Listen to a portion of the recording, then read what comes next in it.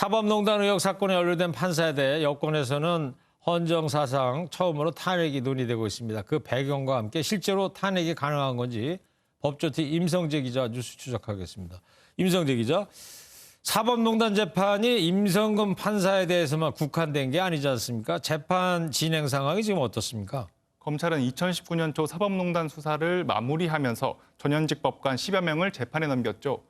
최근 1, 2심 선고 결과가 나오고 있는데 줄줄이 무죄가 나오고 있습니다.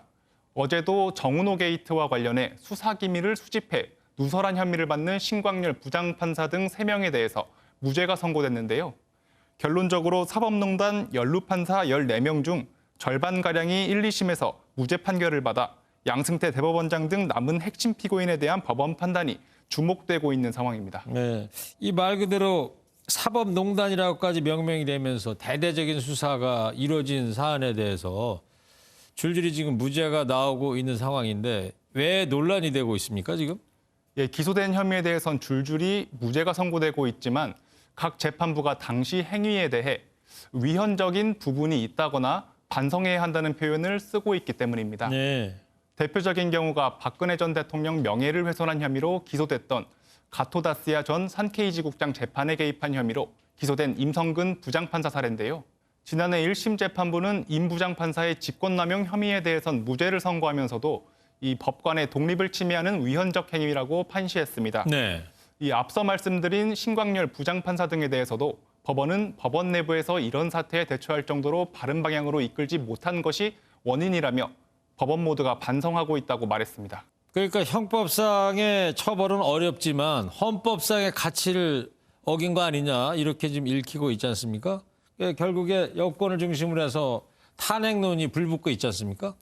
여권에서는 제 식구 감싸기라는 비판이 쏟아지고 있고 임성근 부장판사에 대해서는 탄핵소추 얘기까지 나오고 있습니다.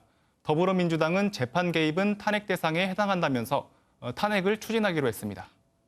김태년 원내대표는 이틀에 걸친 정책 의총을 마친 후 헌법 위반 판사 임성근의 탄핵소추 발의를 허용한다고 발표.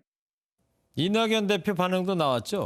네, 그렇습니다. 이낙연 대표도 사법체계를 수호해야 할 판사의 위헌적 행위를 묵과하고 이 탄핵소추 요구를 외면한다면 국회의 직무유기가 될 것이라고 주장했습니다. 네. 자, 이 초유의 법관 탄핵이 거대 여당 중심으로 추진되는 분위기인데 어때요? 실제로 이루어질 수 있을 것으로 보입니까?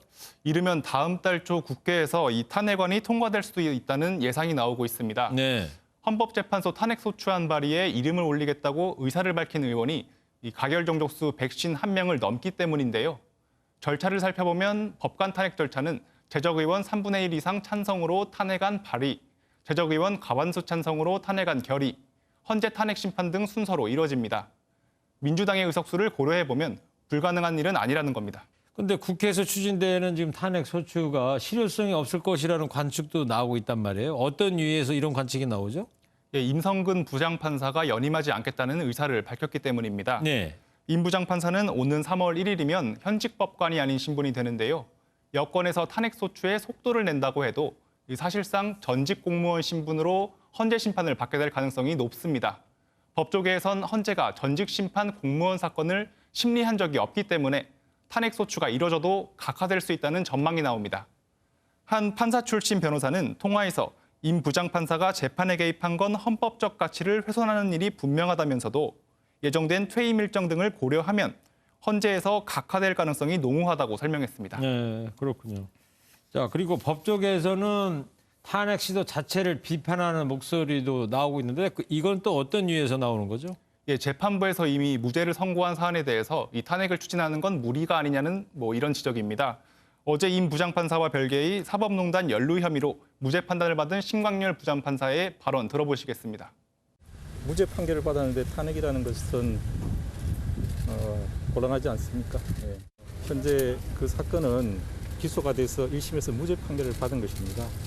그렇다면 그 형사 판결에 따라서 하는 것이 좋지 않겠나를 생각하고 있습니다. 한 법원 관계자는 탄핵 소추는 정치인의 권한이기 때문에 왈가왈부할 수는 없지만 이 실효성이 없는 보여주기식 탄핵을 추진하는 건 비겁한 행위라고 비판하기도 했습니다. 야권에서도 법관 탄핵은 여권의 사법부 길들이기라고 주장하며 공세를 펼치고 있습니다. 네. 자, 이 사법부의 제19 감싸기냐, 사법부 길들이기냐로 사안이 번지는 분위기인데요. 남은 사법농단 재판 경과와 함께 국회에서 진행되는 탄핵 논의 계속 지켜봐야 될 것 같습니다. 법조팀의 임성재 기자였습니다.